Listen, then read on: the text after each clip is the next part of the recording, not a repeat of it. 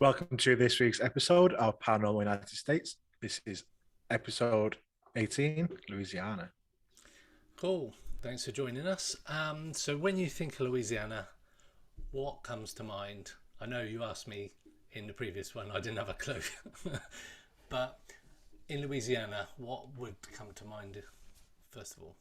Oh, God. Water. I don't know. Like Yeah, lakes water, and deep stuff. south. Yeah. Yeah. New Orleans. New Orleans is the heart of Louisiana.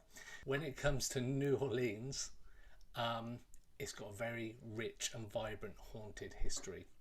And when it comes to New Orleans haunted mansions, there's one that stands out from the rest. The one behind me. The woman who lived here has become legendary for her ghastly deeds she committed in one of the most disturbing, bloody chapters in New Orleans history.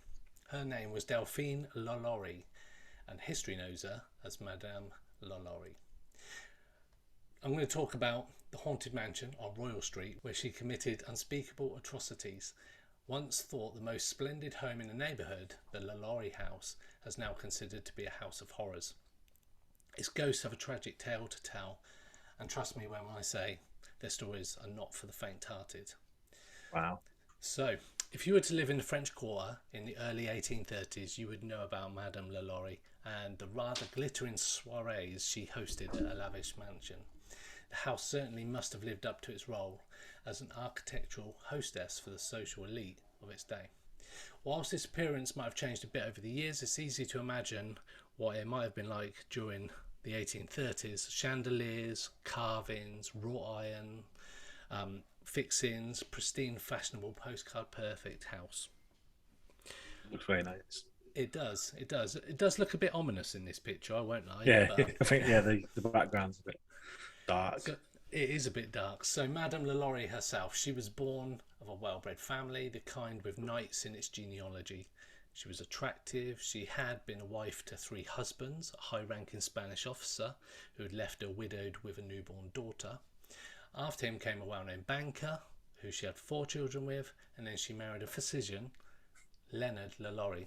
This third marriage may have been troubled, but it would leave its permanent mark after all. It gave Delphine and her house on Royal Street the name of LaLaurie.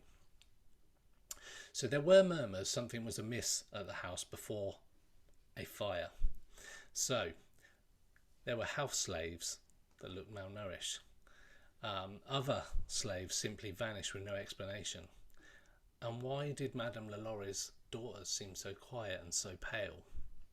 So while slavery was a way of life in New Orleans at the time, Madame LaLaurie's disregard for basic humanity seemed to be extremely bad. She scoffed at legal counsel about the pitfalls of mistreating her slaves. She was quite a horrid person, basically. Some of the neighbours suspected, as various contemporary accounts testify, that the upper parts of the home were used as a prison for its servants. And one of the most famous stories tells us a young girl who angered Madame LaLaurie, who chastised her with a whip, and the girl was so terrified that she jumped out of the balcony on the courtyard below, where she perished. Her death was an accident, it was insisted. Wow. There was lantern lit burials in her own back garden as well, so she was horrid. Sounds it. But the events of April the 10th, 1834 settled the question for good. She was evil, bringing to light truths that may have remained hidden forever. It began with a fire in the kitchen, a fire that was later said to be ignited by a slave that simply could no longer endure the cruelties inflicted upon him, and bystanders quickly gathered around the home as the blaze grew. They were worried about the slaves they seemed to know were undoubtedly chained within, unable to escape, and condemned to perish in the flames. They cried out to the master of the house, and Dr. LaLaurie told them to mind their own business. So he was equally nasty.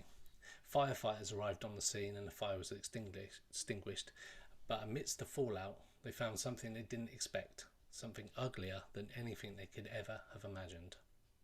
And words can barely describe the condition of the slaves found inside. Slaves found with desiccated limbs, iron collars, spikes, chains, and malnourishment. The decades have added to the legends, And if you go on a ghost tour at night, which are plenty in the New Orleans area, you'll hear other gruesome discoveries tied to the fire at the House of Horrors, including a slave with a hole in her skull, her living brain rotting with maggots. Some ghost tour guides speak of an actual torture chamber where the worst mutilations imaginable occurred. Yeah.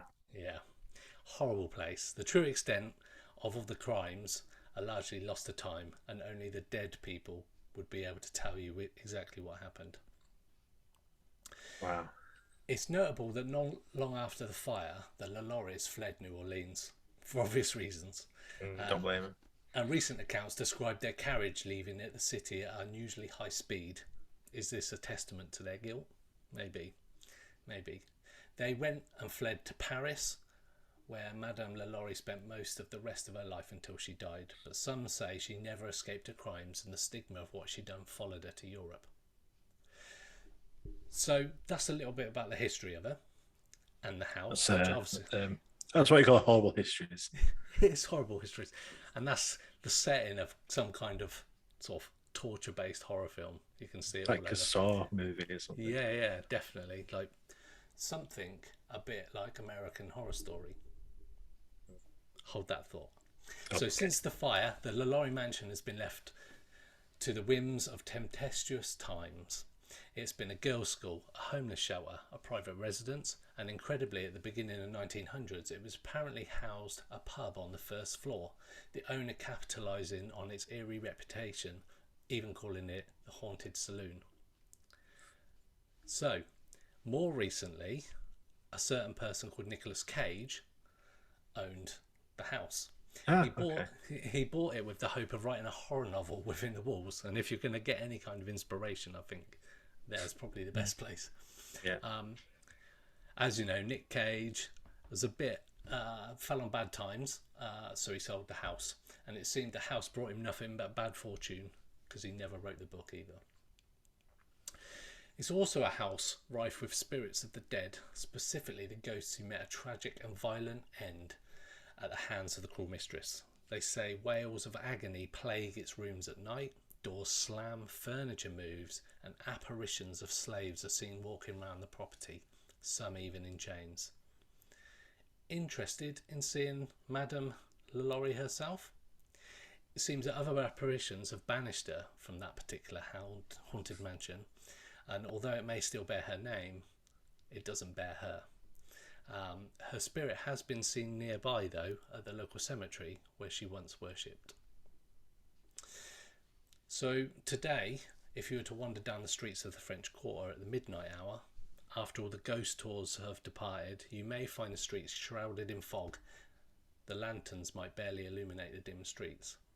And if you were to happen upon the mansion, you might feel a tingle in your spine, the kind of tingle that provokes even the most sceptical but to believe in ghosts. Some places on earth whisper the tragic history. It's become a bit of a celebrity in its own right, and if you go to New Orleans on a ghost tour at night, you will certainly visit the most haunted mansion in town. It's been featured on several ghost adventure TV shows, and as mentioned earlier, if you're a fan of the American Horror Story, you might see that the season that took place in New Orleans, this building was prominently featured. It wasn't actually filmed there, but it was an inspiration for some of it, and you would see it. Recent owners have renovated the place to Pinterest perfect perfection, for want of a better phrase, and you can see photos of at least one of the LaLaurie Mansion's more recent remodels on this article. Ironically, the house seems ready for a close-up just in time. The creators of The Conjuring have plans to make the LaLaurie Mansion a central figure in their upcoming horror franchise as well. And the staircase, lit in blood red, seems particularly fitting. So that's a little wrap up of one of the most haunted mansions in New Orleans, and that wraps up Louisiana. So is it still called like after her? Yep, it is called the LaLaurie Mansion.